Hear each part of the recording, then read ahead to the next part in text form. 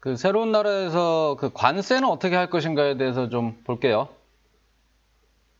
관세라는 게 원래 그 목적이 두 가지가 있어요. 하나는 세수입인 거고, 하나는 자국의 특정 산업을 보호하려는 목적으로 관세를 매기는 거예요. 아마 대부분 모르실걸요? 관세가 영어로 커스텀즈잖아요? 이 커스텀이라는 거는 관습이나 풍습이죠. 근데 왜 관세를 갖다가 세금을 커스텀즈라고 붙였을까요? 국부로는 이 얘기가 나와요. 그냥 받던 거라서 받는 거래요. 1700년대에 사람이 생각하기를 옛날부터 습관대로 받던 거니까 커스텀즈예요. 그러니까 옛날부터 받던 세금이니까 받는 거래요, 그냥. 아주 옛날에는 왜 이 국경을 넘나드는 물건에 대해서 저기를 받았을까요? 세금을 받았을까요? 뭐 추측해 보건데 세금을 걷기가 가장 쉽죠. 일단 돈줄이잖아요, 장사치들이. 돈줄이니까 걷기가 쉽고, 그 다음에 국경에는 여하간에 그 병력이든 뭐든 국경인 누구라도 일단 세워놓잖아요, 어차피. 그리고 명확하잖아요, 국경을 넘냐 안 넘느냐로. 세금 떼기 좋죠, 뭐. 그래서 받기 시작했던 거 아닌가. 그리고 1700년대에서조차 받던 거니까 받는다. 그래서 커스텀즈예요. 지금까지도 받던 거니까 받는 이유가 될지도 모르겠어요.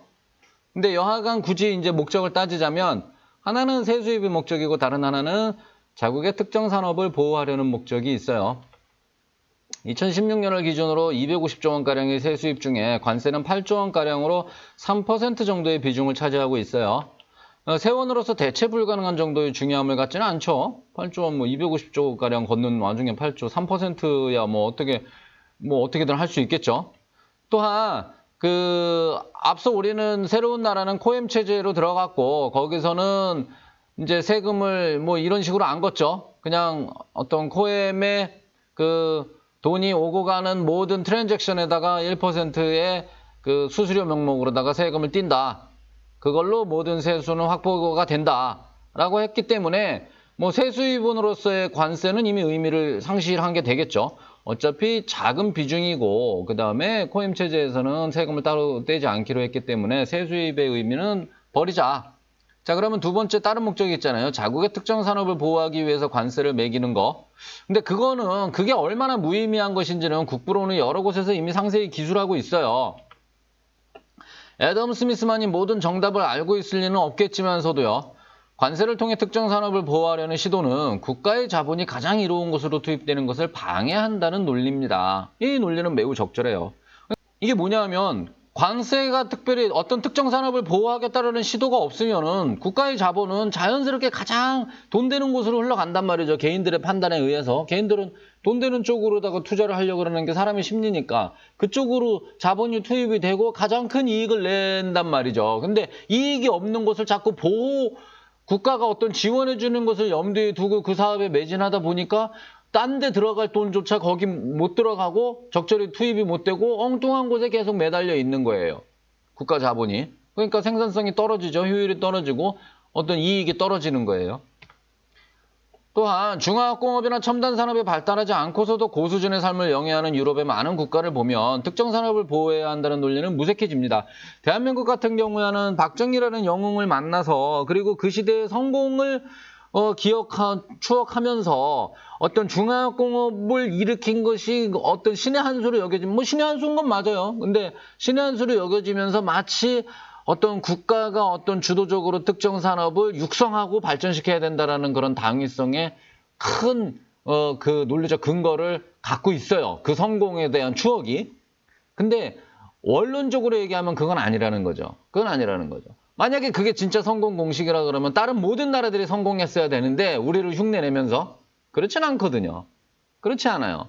잘못된 생각이고 착각이고 오해예요. 그냥 대한민국은 어쩌다 성공을 했을 뿐이에요.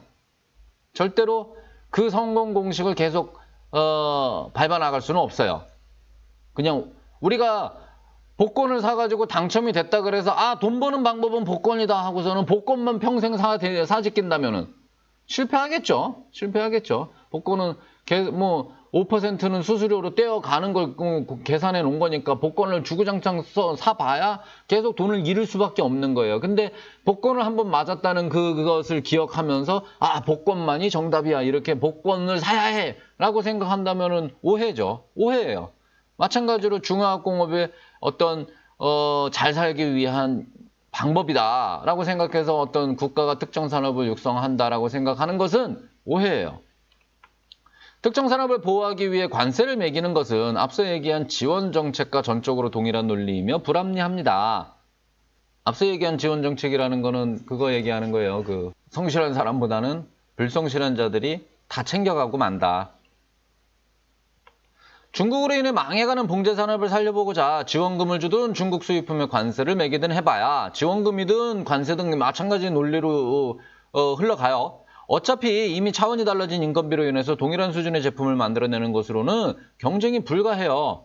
관세를 아무리 중국 수입품에 매겨봐야 경쟁이 안 된다고요. 오히려 고급품을 만들어내는 회사의 입장에서는 주변에 죽을 회사들이 죽지 않아 버리니까 필요 이상의 경쟁을 해야 하므로 곤혹스러워질 뿐이에요. 국가가 아무것도 하지 않았다면 국민들은 중국산 의류를 저렴하게 소비할 수 있었을 것이고요. 그렇게 저렴하게 산고 남은 여윳돈을 모아서 고급품도 소비할 수 있었을 거예요. 국산 고급품도 그렇게 소비할 수 있었을 것이고요. 그렇게 국내 업체들은 고급화 전략으로 갈 수 있었을지 몰라요. 국내의 봉제산업은 이런 시장의 자연스러운 흐름대로 재편되어서 고급품을 기획하고 디자인하는 능력이 배양되었을지도 몰라요. 저질품을 만드는 업체들은 망하거나 중국으로 공장을 이전하거나 하고 국내 공장들은 고급스럽게 남아서 흘러갔을지 몰라요. 단순기능공들의 일자리를 잃어가는 대신에 숙련공들은 더욱 좋은 대우를 받아가며 일자리를 유지할 수 있었을 거예요. 아마. 루이비통이 그랬죠.